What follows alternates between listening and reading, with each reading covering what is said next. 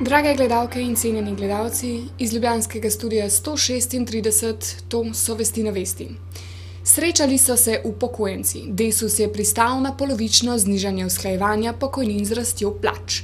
Zveza društev upokojencev pa je bila nezadovoljna. Desus in Zveza društev upokojencev so bili po včerajšnjem sestanku kljub temu zadovoljni. Karel Erjavec in Mateja Kožuh Novak pa sta očitno našla skupni jezik. Erjavec pa je takole predstavil njuno razmerje. Razmerje? Kaj ona dva fukata zdaj, ali kaj? No, pazite na jezik. Kaj ima ta afero? Ne vem, poglejmo. Mi smo samostojna politična stranka, seveda se bomo samostojno odločali. Je pa res, da se vedno posvetujemo tudi z upokojenskimi organizacijami, ker so pomemben del civilne družbe. In menim, da celo ne bi prišlo do takšnih napetosti, če bi predsednik vlade morda preden smo šli v proračunsko obravnavo na vladi, opravil kakšen predhoden pogovor tudi s civilno družbo z področja upokojenskih organizacij. Erjavec je očitno svetoval Pahorju tudi, kako naj ravna v prihodnje. Glede na to, da smo res v hudi gospodarski in finančni krizi, mislim, da bo takšnih situacij, ko bo treba se usklajevati še veliko. Ne nazadnje vemo, da je vprašanje, če bo predlagani proračun za leto 2010 in za leto 2011 pravzaprav obstal, če ne bo potreben še kakšen rebalans in takrat se bodo vsa ta vprašanja seveda ponovno odpirala. Kožuh Novakova pa je povedala, kaj lahko prepreči nove družbene prevrate. Jaz sem rekla, da zastopam 233.000 ljudi, pa si ne bi upala sama pristati na polovično usklajevanje v imenu teh ljudi, pa domišljam si, da je velika večina me podpira. Bi šla in vprašala, kaj pa vi mislite ljudje. In to se morajo vse stranke v Sloveniji naučiti. Da grejo med ljudi in da poizvejo, kaj ljudje mislijo. Drugače bomo imeli nove revolucije. Ljudje nas vsak dan pozivajo, da je treba iti na ulice, ker ne zmorejo več. Veste, polovica upokojencev ne zmore več. Direktor Urada za verske skupnosti Aleš Gulič je priredil posvet s predstavniki verskih skupnosti. Udeležba je bila najbolj številna doslej. Prišel je celo predsednik vlade. Zadovoljni so bili vsi, tako predstavniki cerkva kot predstavniki države. Gulič je začetno zadrego komentiral takole.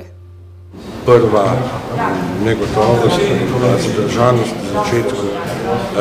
Vidim, da je bila bolj kot ne posledica tega, da je bila enkrat prvič toliko na kupu.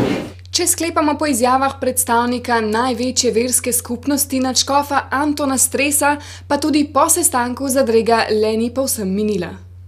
Večkrat smo že imeli srečanje vseh verskih skupnosti, to je bilo danes nastopno in je potekalo, kot ste moče lahko opazili, v takem zelo sproščenem ozračju, to, da se je tega srečanja udeležil tudi predsednik vlade. Na začetku minister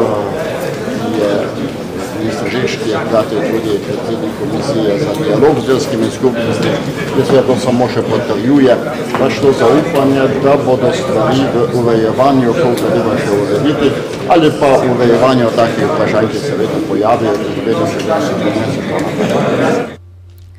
Stranka Zares je praznovala 2 leti. Žura zabave se je udeležilo veliko članic in članov ter simpatizerk in simpatizerjev. Prišla pa sta tudi predsednica LDS Katarina Kresal in minister za pravosodje Aleš Zalar. Pomenljivo je, da je istega dne Liberalna akademija debatirala o morebitnem združenju LDS in Zares. Univerza v Mariboru in IBM Slovenija sta odprla prvi slovenski center za računalništvo v oblaku, ki je menda hkrati tudi eden izmed prvih v svetu.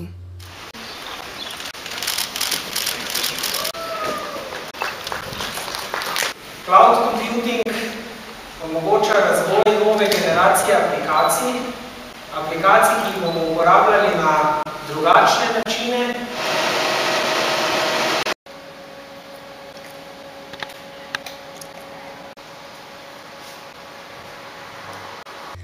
O reševanju Pomurja, komentar dneva Rado Pezdir.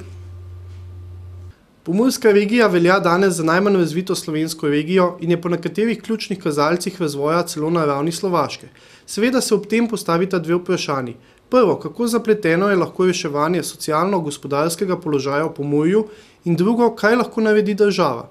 Za prvo lahko rečemo, da je enostavno, če je prisotna politična volja, da se končno preneha z zaslepljevanjem volilcev s praznimi obljubami o večnosti zastonjskih proračunskih pomoči. To politično voljo je zaenkrat izkazala samo liberalna demokracija Slovenije s svojimi 5 ukrepi, izmed katerih pomenita prva dva, torej znižanje davčnih stopenj na delo in kapital, resen in konkreten premik od politike zapravljanja državnega denarja za socialne transferje na politiko spodbujanja zaposlovanja preko omogočanja povečanja investicijske sposobnosti podjetij in pocenitve dela za delodajalce ob ohranitvi dinamike spreminjanja neto izplačil. Kaj pri tem lahko še naredi država?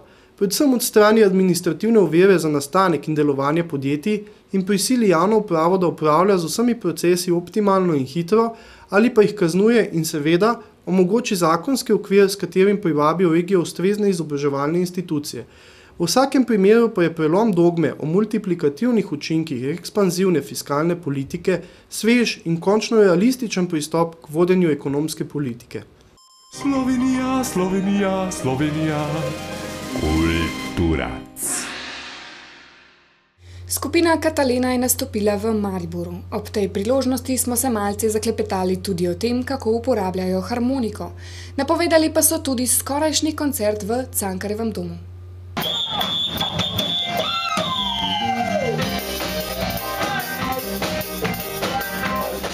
Harmonika je bila danes res izjemna. Običajno Marka Prdnika, Jelene Ždral na violini ni z nami v zasedbi, boste pa vsekakor z nami 12. oktobra v Galusovi dvorani, ko bomo igrali v razširjeni zasedbi.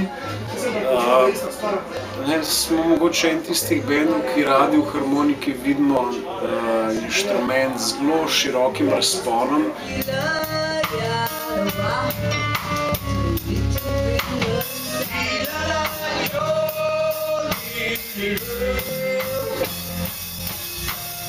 V ljubljanskem kinodvoru so premierno predvajali 7 kratkih dokumentarnih filmov, ki so jih posneli v sklopu šole dokumentarnega filma Moja digitalna zgodba.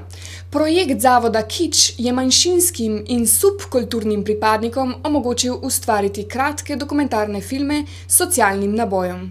Predstavili so se udeleženci te šole, ki je bila organizirana za manjšinske in marginalizirane skupine v najširšem pomenu besede in so dejansko ustvarili filme z družbeno angažiranim tematiko, z družbeno angažiranim nabojem. Na ta način so se tudi sami uveljavili, izpostavili javnosti in tudi smo nekako skozi ta projekt poskušali približati margino mainstreamu.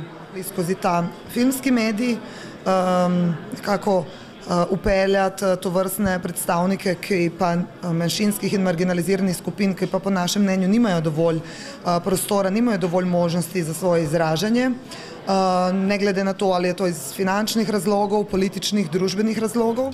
Še vreme. Najvišje dnevne temperature bodo od 21 do 26 stopinj Celzija. Jutri bo v zahodnih in deloma v srednjih krajih zmerno do pretežno oblačno, a večinoma suho. Drugod bo po večini sončno. Iz ljubljanskega studia 136 to so bile Vesti na vesti. Nasvidenje jutri.